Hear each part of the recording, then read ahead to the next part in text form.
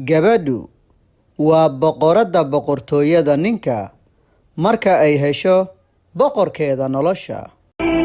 كن فريدا عش بفخر في الحياة لا تبالي فالمعالي في التحدي لا سواه كن سعيدا. السلام عليكم waxaan ahay qaasim maxamed ku soo dhawow muuqaal cusub.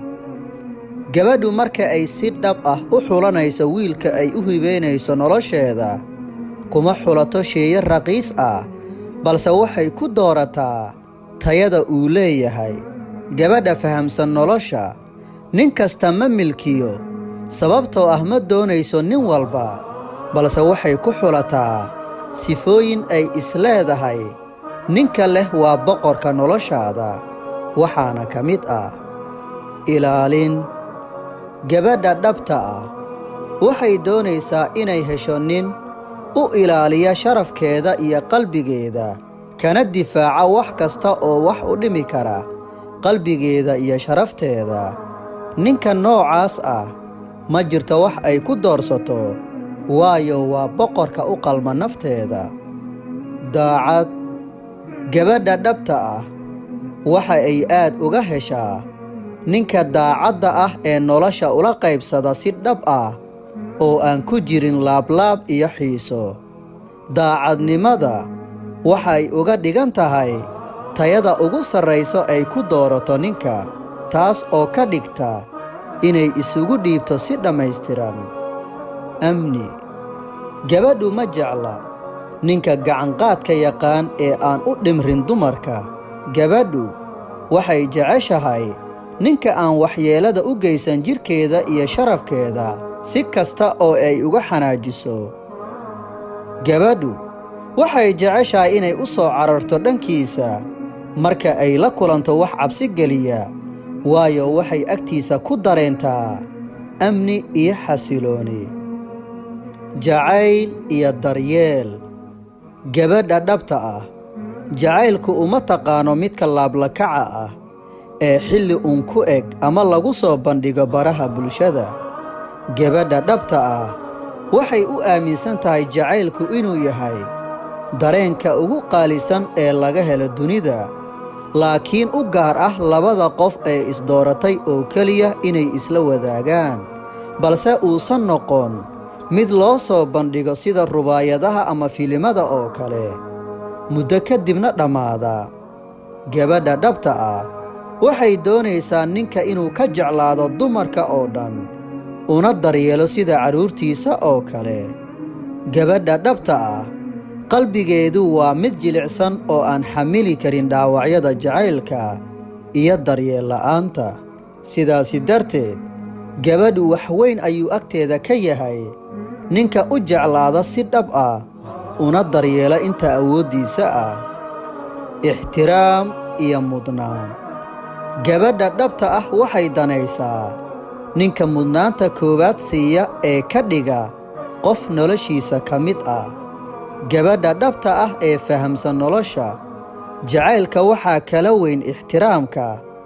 ixtiraamkuna waa furaha jacaylka dhabta ah. Gabadhu ma jeclaysato ninka aan ixtiraamin ee keliya ka fiirsada danihiisa gaarka ah balse waxay jeceshahay midka u dhimriya ee dejiya mar kasta oo ay xanaaq dareento ama ay gasho xaalad adag. ammaan.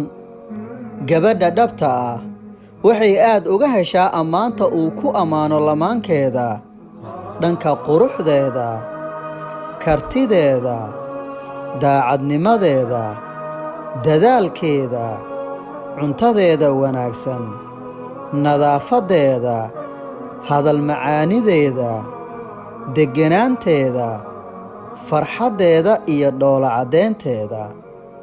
Gabadhu waxay aad u aaminsan tahay ninka ku ammaana waxyaabaha ay ku sifaysan tahay oo aan ka badbadin waayo waxay u fahantaa marka lagu ammaano ammaan aysan lahayn in lagu sasabayo ama wax loo qarinayo. dadka oo dhan ayaa ka wada siman rag iyo dumarba in ay jecel yihiin ammaanta dumarkuna wayba ka sii jecel yihiin. naxariista. gabadha dhabta ah ee nolosha ka aragtay meelo badan waxay aaminsan tahay in naxariistu tahay shayga fura qalbigeeda si kasta uu isku xidho. naxariistu waxay uga dhigan tahay nolol dhab ah oo leh degganaan iyo jacayl. ninka naxariista badan ayaa ah midka aadka ugu dhow qalbigeeda, niyaddana ay ku hayso mar walba tanaasul iyo cafis. gabadha dhabta ah waxay aad u soo dhowaysaa ninka cafiska iyo tanaasulka badan oo aan aqoon xasidka iyo calolku-haynta, waayo waxay aaminsan tahay caddaynta ugu weyn ee lagu qirto dhab ahaanshaha jacaylka inay tahay tanaasulka iyo cafiska. ninka aan aqoon sida wax loo cafiyo loona tanaasulo, si kasta uu ahaadaba qiimo sidaasi ah kama lahan agteeda. sababtuna waxay tahay qofkaas waa qof si aan wanaagsanayn uga falceliya qalad kasta oo lagu sameeyo. ugu dambayn, gabadha dhabta ah kuma bixiso nolosheeda dollar iyo daaro dhaadheer, sababtoo ah waa nimco gaar ah uu alla siiyo cidduu doono marna ku imtixaano, balse waxay wax ku xulataa tayada uu leeyahay ninka ragga ah, sida ilaalinta, daacadnimada, amniga, jacaylka iyo daryeelka, ixtiraamka iyo mudnaanta, naxariista iyo cafiska. waxaan rajaynayaa inaad ka faa'iidaysatay muuqaalkan. soo sidaasi maahan? hagaag inta aan goordhow ku kulmi doonno muuqaalka soo socda, waxaan ku leeyahay lamaanaha noloshaada ku dooro tayada uu leeyahay, balse ha ku dooran tirada iyo waxyaabaha uu haysto. aad ayaad ugu mahadsan tahay daawashada muuqaalkan. mahadsanid.